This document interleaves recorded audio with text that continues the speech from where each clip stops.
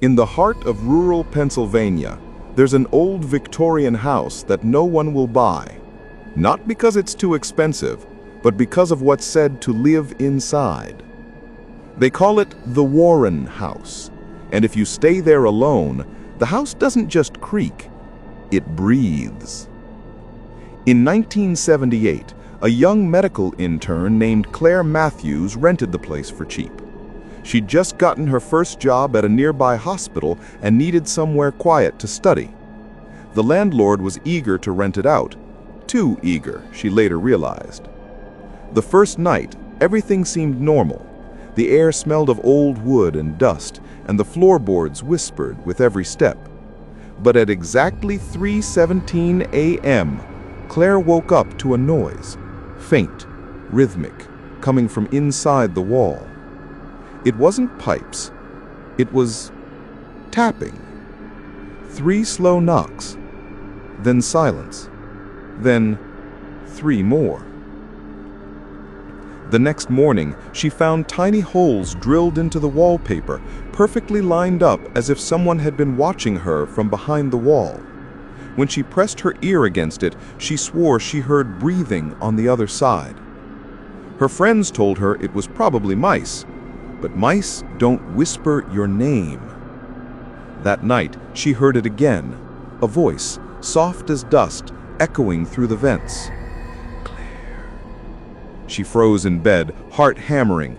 Claire, don't look in the mirror. But of course she did. The mirror across from her bed was old, the kind that distorts your reflection just slightly. But this time, the reflection wasn't matching her movements. When she leaned forward, it stayed still. And when she whispered, "Who's there?" the reflection smiled. The next day at work, Claire asked an old janitor if he knew anything about the house. He paled immediately. "You shouldn't stay there. The Warrens used to live there, husband and wife. She was sick.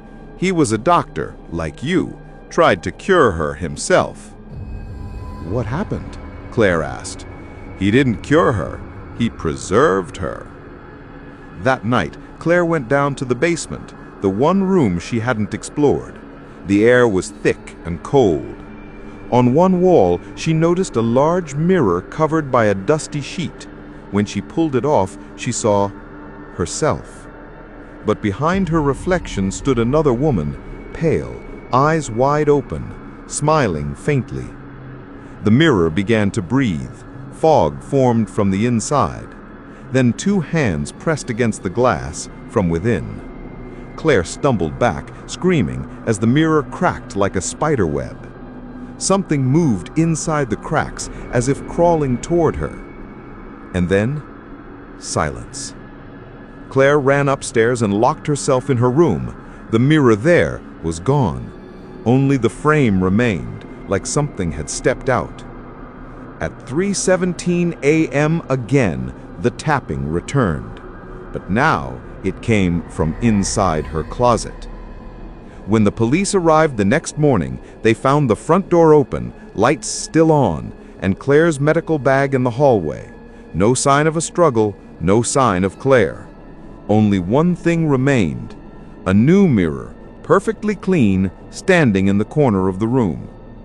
And if you look closely into the glass, very closely, you can still see a young woman's reflection staring back, blinking every few seconds, though no one stands before it.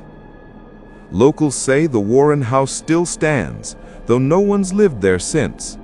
Real estate agents refuse to step inside, cameras fail to work, and at exactly 3:17 a.m., the curtains move, even when there's no wind. Some say the mirror isn't haunted at all. It's just waiting for the next person curious enough to look a little too long.